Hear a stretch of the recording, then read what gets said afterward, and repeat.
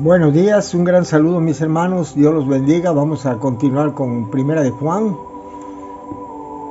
versículo del 5, capítulo 5, versículos 15 y 16.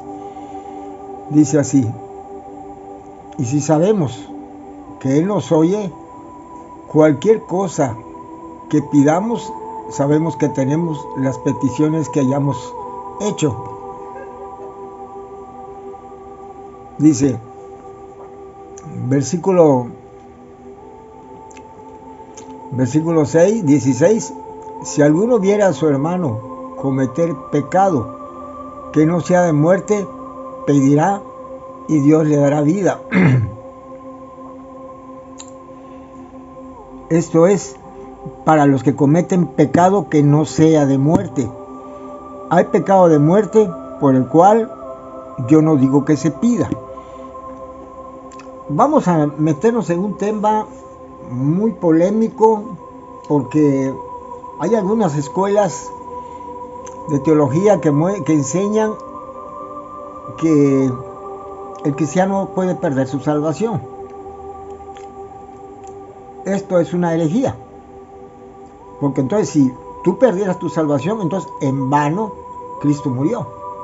Realmente si la salvación va a ser por obra, porque si va a depender de ti el conservar la vida eterna, entonces la salvación se convierte en una salvación por obras. Aparte, Jesús dice que el cristiano que ha nacido nuevo está en el hueco de su mano, dice Juan, y nadie lo puede quitar de la mano del Padre, porque es más fuerte que todos. Si te dice, no, es que aquel se salió de la mano, no se puede, porque Dios tiene cubierta a la persona con su mano empuñada.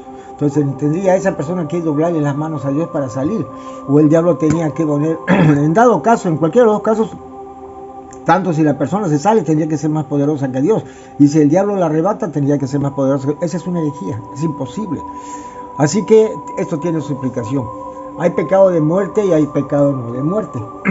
Dice acá, si sabemos que Él nos oye en cualquier cosa que pidamos, y sabemos que tenemos las peticiones que hayamos hecho. El punto de ese versículo es hablarnos acerca de la comunión que tú tengas con Dios, la relación que tú tengas con Dios, la cercanía que tú tengas y la forma como tú agradas a Dios. Porque si tú pides alguna cosa conforme a su voluntad, Él nos oye. Entonces, si tú pides algo, le pides algo a Dios, si tú tienes una relación transparente con Dios, una relación buena, íntima, de un amor recíproco, entonces lo que tú pidas te va a escuchar el Señor, claro, siempre y cuando tú pidas de acuerdo a su voluntad. Si tú estás relacionado bien con Dios y tú conoces la voluntad de Dios, tú nunca te vas a atrever a pedir algo que no esté de acuerdo a su voluntad. Porque a Dios no lo podemos chantajear, a Dios no lo podemos convencer a que haga algo que no quiere, que no está dentro de sus planes. Dios tiene su plan trazado desde antes de la fundación del mundo, y nosotros realmente somos destinados a llevar a cabo las obras que Él de antemano preparó para que anduviéramos en ellos. Así que definitivamente nosotros no podemos cambiar el destino que Dios preparó en nuestras obras que tenemos que cumplir, ¿verdad? Nosotros, como hijos de Dios, como nacidos de nuevo, como escogidos desde antes de la fundación del mundo, no pueden hacer lo que quieran. Por eso la Escritura dice, cuando Jesús habla de esta parábola, que cuando tú eres joven te ciñes y vas a donde quiera, pero cuando eres grande, alguien te ciñe y te lleva a donde Él quiere. Y esa es la idea de lo que pasa en el crecimiento. Cuando tú acabas de nacer de nuevo, tú automáticamente vas a ir donde tú quieras, porque todavía no eres obediente. En la medida que vas creciendo, en la medida que vas adquiriendo madurez, tú te vas sometiendo a la palabra. Entonces Dios es el que te lleva donde Él quiere.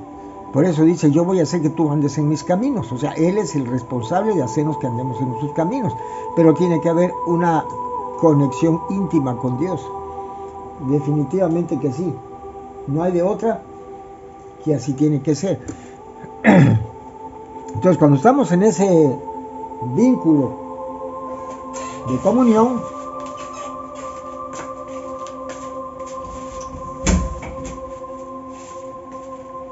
Entonces, es factible que Dios nos escuche en todo lo que pidamos. Vamos a ver aquí algunos pasajes. Aquí tienes Proverbio 15:29, dice lo siguiente. Jehová está lejos de los impíos, pero Él oye la oración de los justos. Eso no quiere decir que Dios no escucha a los impíos. Sí los escucha, pero no los atiende. Aquí el concepto de oír es atender. ¿Sí? Es atender. Dios te escucha y Dios te atiende, siempre y cuando tú pidas conforme a su voluntad.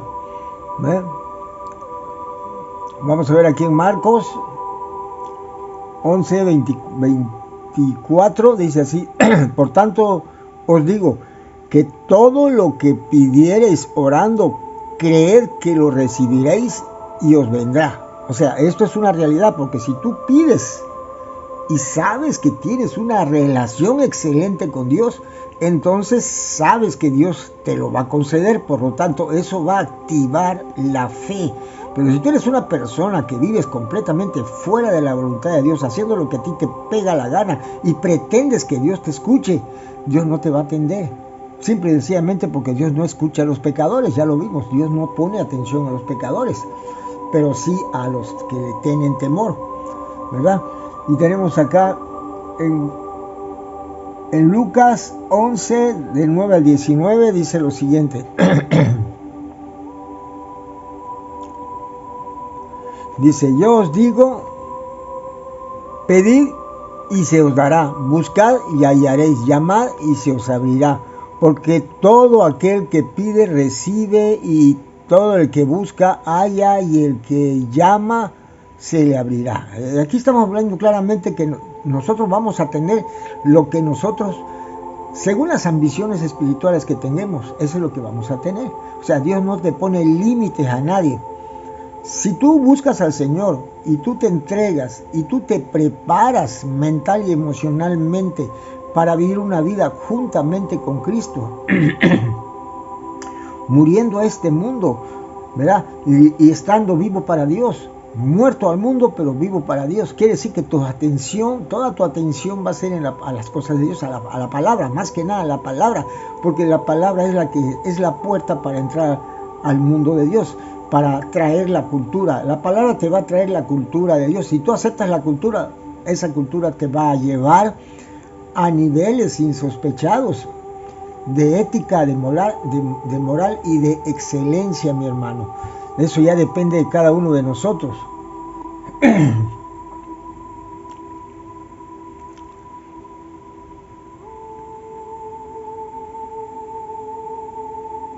Bueno, vamos a pasarnos al segundo versículo. El versículo 16 dice: si alguno viera a su hermano cometer pecado,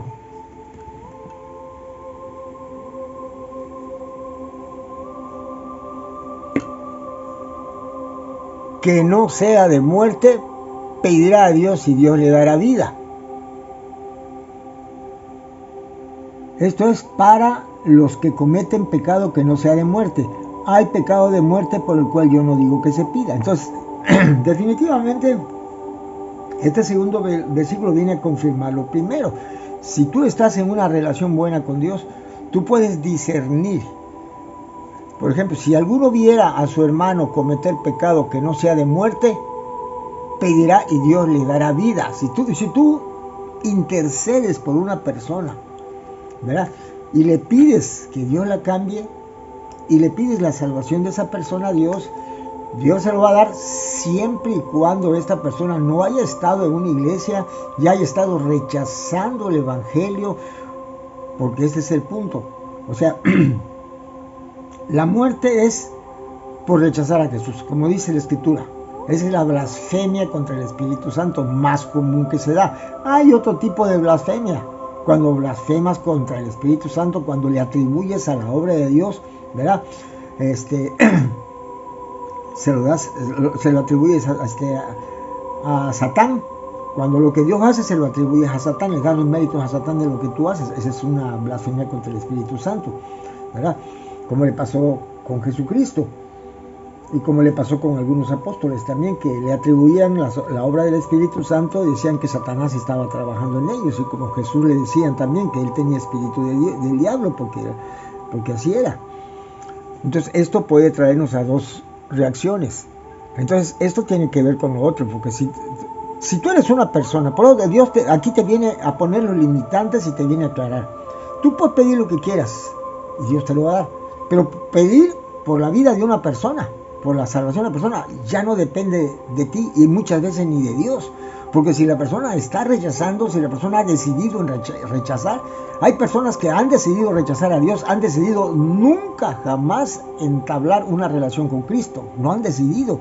Así que tú por más que pidas, por más que Dios quiera, no va a hacer nada, porque Dios nunca va a violar la libertad de albedrío. Este es un derecho que nosotros tenemos como seres humanos. Y si yo me quiero revolcar en el pecado, me voy a revolcar y Dios no lo va a impedir, ¿verdad? Entonces nosotros tenemos que pedir lo que vaya siendo lo prudente, que esté alineado con la voluntad de Dios, ¿verdad? Sabemos que Dios todo lo puede. Lo único que Dios, Él si quisiera, si pudiera convertir a un rebelde, pero tendría que quitarle el libre albedrío y someterlo por la fuerza de su poder. Pero eso ya no es, eso va en contra de los principios de Dios, en contra de su ética, ¿verdad? Porque Dios lo que da no te lo quita. Así que si pregunta por qué el mundo está como está, el mundo está como está porque el mundo ha rechazado a Dios. Las escuelas han rechazado a Dios, en las iglesias han rechazado. Desde que rechazan la palabra, rechazan a Dios. Si tú no lees la palabra, tú estás rechazando a Dios. Porque de manera sutil, aunque tú digas, no, es que yo amo mucho la palabra, es que la palabra para mí es muy importante, pero si tú no te interesas en ella, si tú no la escudriñas, si tú no buscas la verdad en la palabra, ¿verdad? Tú estás rechazando a Dios. El que rechaza la palabra, rechaza a Dios.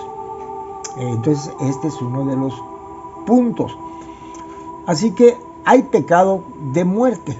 El pecado de muerte es aquella actitud de una persona de estar rechazando el amor de Dios.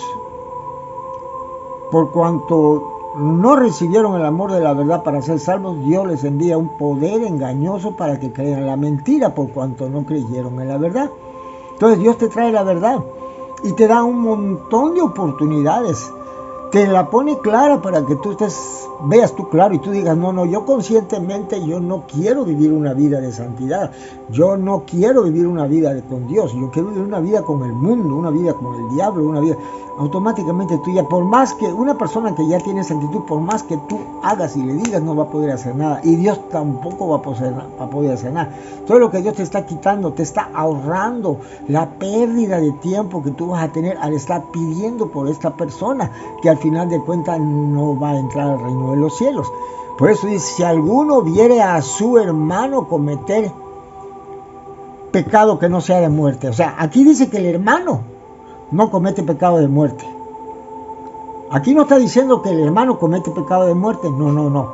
Aquí está diciendo, si alguno viere a su hermano cometer pecado que no sea de muerte, pedirá y Dios le dará vida. Entonces cualquier cristiano que ha nacido de nuevo, que se ha descarriado, tú le vas a pedir a Dios por él y entonces Dios sí lo va a traer porque es una persona que ya eligió a Cristo. Que el diablo lo tiene engañado, lo engañó de alguna manera y se lo llevó. Por eso es que inmediatamente Dios va a actuar. Un cristiano nacido de nuevo no puede estar en el mundo todo el resto de su vida porque no es cristiano, nunca ha nacido de nuevo. Dios no va a rescatar a esas personas. Y por mucho que le pidas a Dios, Dios no va a concederte esa petición. ¿Por qué? Porque la persona no quiere, porque la persona no está dispuesta a aceptar a Cristo. La persona ya eligió su futuro, un futuro sin Dios. Así que definitivamente esto es lo que esto significa. Si alguno viera a su hermano cometer pecado que no sea de muerte, entonces el que no comete pecado de muerte es el creyente, es el cristiano, pues es tu hermano. Por eso hay pecado de muerte y hay pecado no de muerte. El pecado no de muerte lo comete el cristiano, el pecado de muerte lo comete el incrédulo, porque la incredulidad es el pecado de muerte. Ese es el pecado. Cristo vino a morir por el pecado de muerte. El pecado es la incredulidad, ¿sí? Por eso Dios Es muy claro y te pide que te arrepientas. Te vas a arrepentir. Cuando tú vienes y le pides al Señor perdón porque hiciste eso, hiciste aquello, sin ser regenerado todavía, eso no funciona. Tú tienes que pedirle a Dios perdón por tu incredulidad. Tienes que pedirle a Dios perdón porque lo has rechazado, porque has rechazado la palabra. Tienes que pedirle perdón porque no puedes leer la palabra, porque te aburre, porque te sientes incómodo cuando lees la palabra, porque sientes que eso no tiene sentido lo que trae la palabra. Entonces es cuando tú te das cuenta, pero tú quieres tener a Cristo, pero tú tienes que venir con Dios y pedirle perdón porque no puedes, porque eres incrédulo, porque tu incredulidad bloquea tus sentidos y tu vista espiritual y tus sentidos espirituales, para que no puedas entender la palabra de Dios. Y entonces Dios te dará el perdón de pecados, te justificará y te dará vida eterna cuando te dé el Espíritu Santo. Ese es uno de los puntos. Vamos a ver aquí algunos pasajes. Dice acá en Mateo 12 del 31 al 32, dice así: a cualquiera que dijere alguna palabra contra el Hijo del Hombre le será perdonado, pero el que hablare contra el Espíritu Santo no le será perdonado, ni en este siglo ni en el venidero. Si tú hablas del Hijo del Hombre, estás hablando del hombre, del humano, del creado por Dios, ¿verdad? Pero si te hablas del que está dentro, que es el Espíritu Santo, del que está dentro de Cristo, estás hablando de Dios. Y entonces eso no tiene perdón, ¿verdad? Si tú le atribuyes al diablo, a las obras de Dios, al diablo, entonces tienes un problema. ¿Por qué creen que el pecado de idolatría es tan odiado por Dios?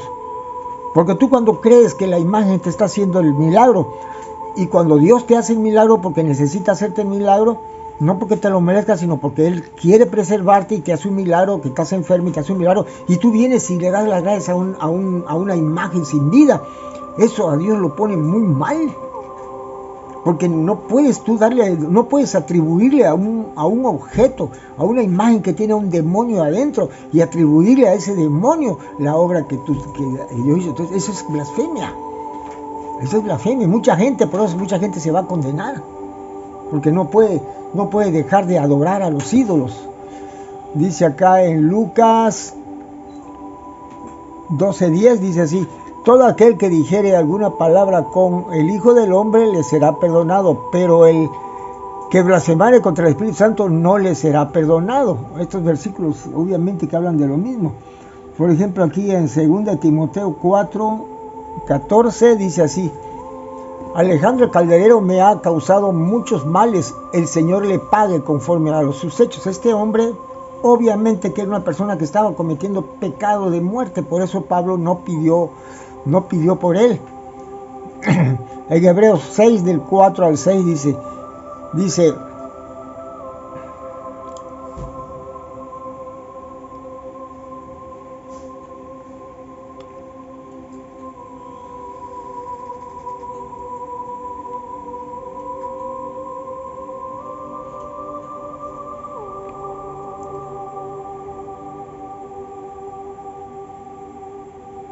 porque si pecaremos voluntariamente después de haber recibido el conocimiento de la verdad, no dice la vida eterna, fíjense bien, el conocimiento de la verdad, ya no queda más sacrificio por los pecados, ya cometiste pecado de muerte, sino una horrenda expectación de juicio y de hervor de fuego que ha de devorar a los adversarios.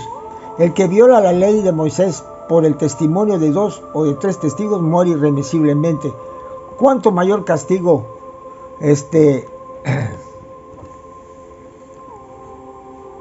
pensáis que merecerá el que pisoteare al Hijo de Dios y tuviere por inmunda la sangre del pacto en la cual fue santificado e hiciere ofrenda al Espíritu de gracia? Pues conocemos al que dijo: mía es la venganza, yo daré el pago, dice el Señor, y otra vez el Señor juzgará a su pueblo. Sí, entonces aquí estamos viendo que ya no queda nada. Si una persona que ha recibido el conocimiento de la verdad decide seguir viviendo una vida de fornicación, de adulterio, de borrachera, de alcoholismo, de drogadicción, esas cosas muy graves, y lo decide, entonces dice, ya no queda nada que hacer por él. Entonces esa persona ya está cometiendo pecado de muerte. Aunque tú pidas por él, Dios no va a hacer nada, porque esa persona ya decidió hacer su vida, no tiene temor de Dios, ya no tiene temor de Dios. Esa persona ya no tiene temor de Dios.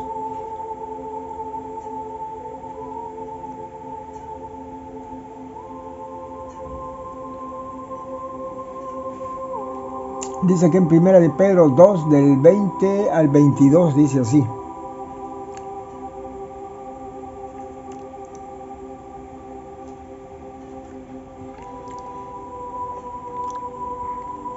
Ciertamente, si habiéndose ellos escapado de las contaminaciones del mundo por el conocimiento del Señor y Salvador Jesucristo, enredándose otra vez en ellas, son vencidos, su postrer estado viene a ser peor que el primero. Quiero que noten, estas personas se apartaron. O sea, la palabra de Dios te puede dar ética, hermano, y te puede dar moral, ¿verdad? En ciertos casos, así que puede hacer que tú te alejes momentáneamente y temporalmente de esa vida. En ese tiempo temporal en el que tú te alejas, si no recibes a Cristo, entonces vas a volver a caer. Dice, por el conocimiento del Señor y Salvador Jesucristo, no está diciendo de la vida eterna. Enredándose otra vez en ellas, son vencidos, su postrer estado viene a ser peor que el primero. Porque mejor les hubiera sido no haber conocido el camino de la justicia, que después de haber conocido, volverse atrás del santo mandamiento que les fue dado. Pero les ha acontecido lo del verdadero proverbio: el perro vuelve a su vómito y la puerca lavada a revolcarse en el cieno. Si tú agarras a un perro y lo lavas y lo limpias y lo pones aparte, el perro en cualquier momento se va a comer su vómito. ¿Por qué? Porque es su naturaleza. Si tú agarras a una puerca y la lavas y la vistes y la tienes apartada, se te suelta la puerca, va corriendo a tirarse al cieno. Lo mismo pasa con una persona que está dentro de la palabra de Dios, que recibe el conocimiento de la verdad, que le gusta, que se aparta temporalmente de una vida de pecado y empieza a vivir una vida de apariencia de cristiano, pero su naturaleza no ha sido cambiada. Así que esa persona, en la primera oportunidad que tenga, se va a ir corriendo como el puerco a enredarse en el lodo, porque esa es su vida de ellos, ¿verdad? Y luego va a regresar, y luego se va a ir, y luego va a regresar, y se va a ir, y así se va a pasar su vida. Y nunca va a poder tener la comunión con Dios, ni llegar a tener los frutos del Espíritu Santo desarrollados. Así que, mis hermanos, escúchenlo, tengan cuidado, Dios me lo bendiga.